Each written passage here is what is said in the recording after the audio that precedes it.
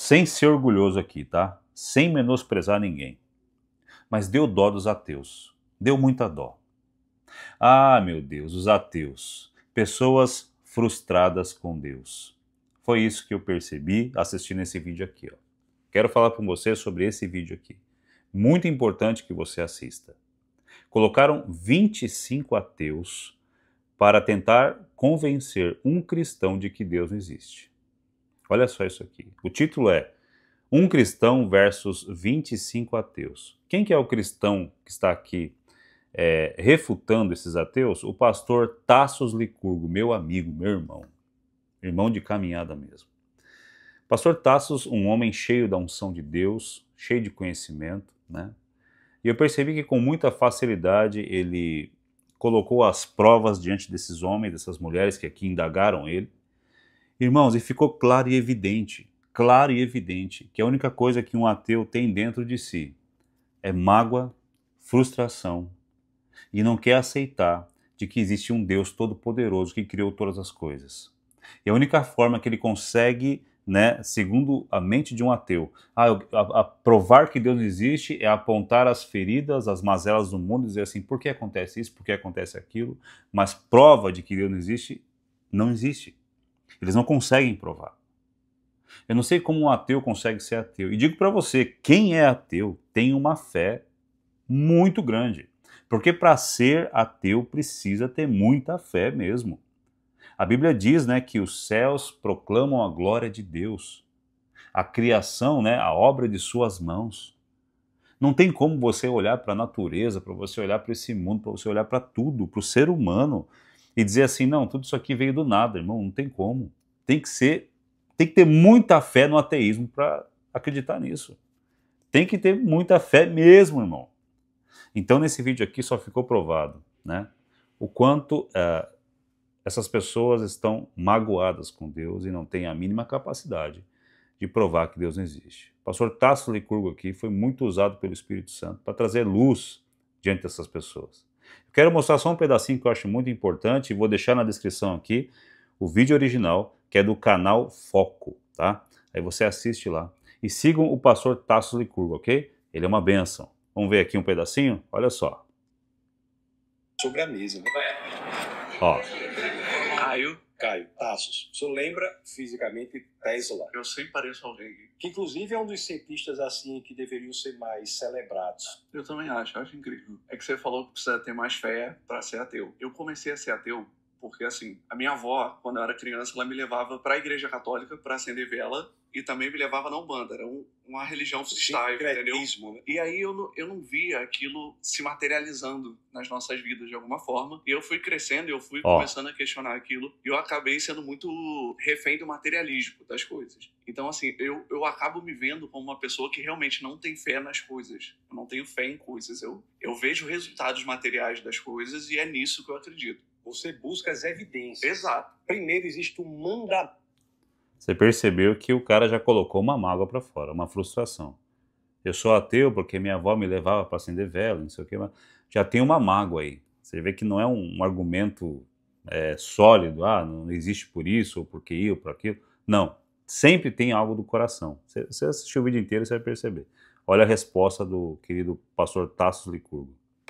Na primeira epístola de Pedro, no capítulo 3, no verso 15. E essa carta é uma carta aberta, não é uma carta dirigida a uma igreja específica, porque as cartas que são dirigidas às igrejas, nós temos que entender a mensagem no contexto do problema que estava na igreja. Esse verso diz assim, santifique o Senhor em seu coração. Aí diz, e esteja preparado para responder a qualquer um que lhes pedir a razão da sua fé. Então, o preparo do cristão para saber o porquê da fé é um mandamento das Escrituras. Então, o cristianismo pressupõe isso. E não por acaso, o apóstolo Paulo, isso está na carta aos Romanos, no capítulo 1, no verso 20, diz que Deus se revela não apenas pela Bíblia, mas pelo universo, pelas coisas criadas. Então, o estudo do universo, o estudo da matéria que você fala, a busca pelas evidências, é um mandamento para nós cristãos. Quando você fala disso, da materialização de Deus e tal, eu acredito que para todo mundo aqui deva ser muito difícil ter essa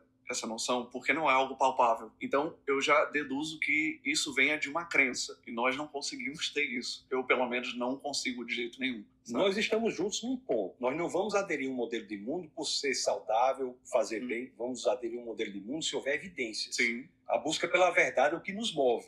É que verdade é muito, sabe, é um conceito muito amplo. Assim. Eu acho simples, é a correspondência perfeita entre o elemento linguístico e a realidade. Então, no cristianismo, nós buscamos isso. E Deus não é material.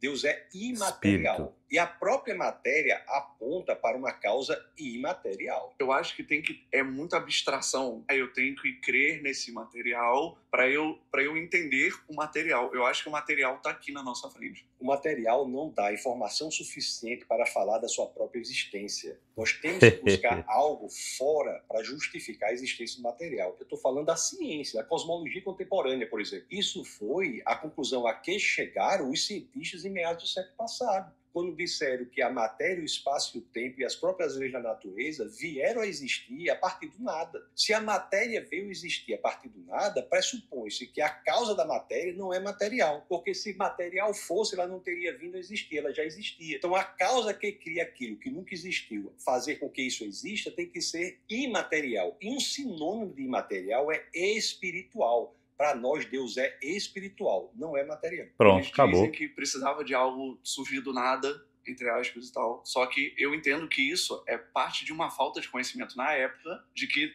não sabiam certas coisas. Isso é o que se diz hoje. Se você pegar metade do século passado para trás, qualquer livro que você pegar, da Grécia Antiga até o idealismo alemão, em meados do século passado, dizia que o universo existia desde sempre. O único livro que dizia o contrário era a Bíblia, os livros de Moisés. Em meados do século passado, por várias descobertas em ciência, se o senhor for da área de ciência, a gente pode falar, segunda lei termodinâmica, universo de expansão, com o telescópio Hubble, própria teoria da relatividade com Einstein, que é recente, mas tudo isso indicou ao universo que veio a existir e, portanto, proveniente de uma causa imaterial. Não, eu acho que aqui a gente está na mesma página. Eu não acho que sempre existiu. Eu acho que não existe esse lance de Deus foi lá e o universo. Quem deu causa à existência do que não existiu desde sempre? Eu não vou ser aqui o cara que vai dar uma resposta. Mas no seu modelo de mundo, as coisas não existem desde sempre, vieram a existir, como é que o nada pode gerar o nada a partir do nada? Mas aí que tá, não é porque eu não tenho uma resposta para isso que eu acho que a sua esteja certa. Mas eu acho que o senhor tem que ter alguma resposta para fechar essa Não, eu visão. posso não ter. Eu me reservo esse direito de não saber a origem do universo. Se o senhor está dizendo que é a matéria que lhe importa e não sabe dizer como é que a matéria veio existir a partir do nada, então, é uma visão de mundo claramente falha, sobre bases falhas. Não é. Fundamento não é. Demorou. Obrigado, viu? Muito obrigado. Já era. Nosso quarto tema é: sem Deus não há motivo moral para condenar Agora, assassinato ou estupro. Olha só. Sem Deus não temos. Com Deus temos. Sim, Deus é a base, a fonte de toda a moralidade.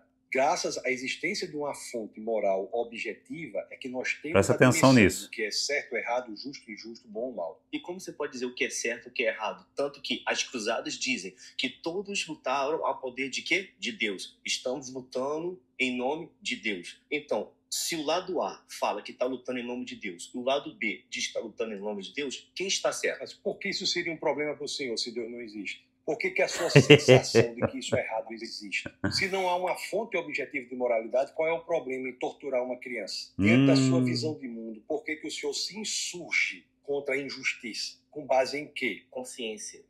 A consciência tem base em quê? Na evolução? A consciência tem base no que você vê, no que você sabe que é certo e no que você sabe que é errado. Por que a gente sabe que algo é certo ou errado? A Bíblia diz que Deus se manifesta, se revela, inclusive, através da consciência. Por que nós temos a consciência de que algo é certo ou algo é errado? Por causa de Deus. Eu Deus. posso dizer aqui com total segurança que torturar uma criança por prazer é errado em qualquer cultura, em qualquer mundo. É errado, mas tem gente que gosta. Por exemplo, vamos citar os alemães. Era errado? Era. Mas eles faziam com o quê? Com um sorriso no rosto. E feliz, achavam que era certo. E mesmo assim ainda falava que fazia em nome de Deus. Estabeleceu a fonte da moralidade. Isso é errado. O que não quer dizer que as pessoas possam agir de maneira errada moralmente. Veja bem, eu não estou dizendo que o ateu não possa agir moralmente. O que eu estou dizendo é que o ateu ele não tem base para dizer o porquê ele age moralmente. Mas Exatamente. é a doutrina. Porque todo mundo cresce com o pai e mãe sempre falando, olha, isso é errado, olha, isso está correto. Você cresce já com aquela mentalidade. Modelo de Deus. Uma criança por prazer seria certo se o pai dissesse isso? Existe uma fonte do que é certo e do que é errado. Se não houver, é barbárie. Tanto faz eu matar, triturar uma pessoa, quanto alimentá-la, se não há uma fonte de moralidade. Veja bem, se existe algo que é mal objetivamente, é porque existe algo que é o bem objetivamente. E se há um mal ou bem, é porque existe uma lei moral objetiva a partir do qual você consegue diferenciar o bem do mal. E se há a lei moral objetiva a partir da qual você consegue diferenciar o bem do mal, é porque existe um legislador moral objetivo que é Deus. Pronto. E se existe Deus com essa legislação moral, porque ele mesmo, que sabe de tudo, ele criou as coisas à sua imagem e semelhança, deixou que o mal aparecesse. Porque ele deu um livre-arbítrio. É a possibilidade de você amar ou não. Você pode até forçar uma pessoa a se comportar como se o amasse, mas você não pode forçá-la a amá-lo verdadeiramente. Para uma pessoa amar, ela tem que ter a possibilidade de não amar. O livre-arbítrio é um pressuposto. Irmãos, eu vou parar por aqui, vou deixar na descrição o vídeo para você assistir. É muito edificante, você vai entender o que está no coração desses ateus e o quanto eles tentaram refutar, mas não conseguiram. E aqui você que está me assistindo, se você é ateu e não concorda com o que eu estou falando, eu vou dizer. Deus colocou dentro de você a eternidade e você não sabe. As respostas que você está procurando estão no Senhor. As questões que você tanto quer estão no Senhor. Então, diz aqui a palavra de Deus em Eclesiastes, capítulo 3, verso 11, assim. Ele fez tudo belo ao seu tempo. Ele, aqui está dizendo Deus, também pôs a eternidade no coração do homem, sem que este consiga compreender a obra que Deus fez do começo ao fim. Então, o porquê, a sensação, essa sensação de que essa revolta, essa frustração contra as injustiças, contra o que você vê, contra as mazelas do mundo, contra tanta coisa, ou até mesmo contra aquilo que você passou na tua infância, ou até mesmo agora está passando. Tudo isso, esse incômodo dentro de você, nada mais é do que a eternidade que Deus colocou dentro de você, né? Que é a sensação de que você precisa se conectar com o Pai da eternidade, com aquele que criou a eternidade, com aquele que é eterno. Existe algo dentro de você clamando por isso, é o teu espírito clamando por Deus. Eu não acredito em nada disso. Você vai deitar 1000 vezes no travesseiro, vai chorar, vai perguntar por quê, vai continuar vazio, vai continuar se perguntando, vai continuar atacando esse Deus que você não quer acreditar. Enquanto você não entender que esse Deus colocou em você a eternidade e que Ele chama você para fazer parte da mesa que Ele estabeleceu, da mesa que Ele criou, que Ele fez para nós filhos. Não é por merecimento, não é por argumento, mas é por graça. Esse Deus ama você. Então, o senso da eternidade que grita dentro de você, que foi colocado por Deus, é o verdadeiro motivo que faz você se inquietar, né? As suas frustrações, as suas feridas, fazem com que você tente achar um culpado. Ah, e esse Deus, por que esse Deus? Eu não acredito nesse Deus. Isso nada mais é do que o grito da tua alma, né? Mas o Senhor tem para você vida e vida em abundância. Por isso, até você que é ateu, assista esse debate. Vai ser bênção para você, né? Você vai ver respostas aqui. O Senhor criou você. Você é amado por Deus. E quando Cristo morreu na cruz do Calvário, se deu lá por você, ressuscitando ao 3º dia, foi para abrir o caminho, a presença do Criador, a presença do Eterno, que colocou a eternidade dentro de você. Amém? Que bênção, né? Eu digo para você, irmão, para ser ateu tem que ter muita fé mesmo. Imagine acreditar, olhar para tudo que a gente está vendo, contemplando aqui, e não ver as obras, né? Não entender que alguém assina por tudo isso, e quem assina é o nosso Deus. O Deus Todo-Poderoso, o Abba Pai que nos ama. Aquele que está, né, no nosso passado, no presente e no futuro, que contempla todas as coisas, ainda que a palavra não veja a nossa boca, Ele já sabe. Ele sabe de tudo. Desde quando você ainda era um embrião, Ele sabia tudo a teu respeito, escreveu o teu nome nas mãos dEle. Tem um plano para você. Então, não são palavras de persuasão, não são palavras vazias, mas é poder de Deus, é evangelho, é isso. Vem para Jesus, vem para Jesus. Amém? Assista o vídeo, irmão, na íntegra, vai estar aqui o link na descrição, tá? Comenta lá, né? E glória a Deus por isso, irmãos. Siga o pastor Tassos Licurgo, meu amigo, meu irmão de fé, de batalha, irmão maravilhoso, um homem, coração muito grande, um homem de Deus, né? E até o próximo vídeo. Que Deus te abençoe.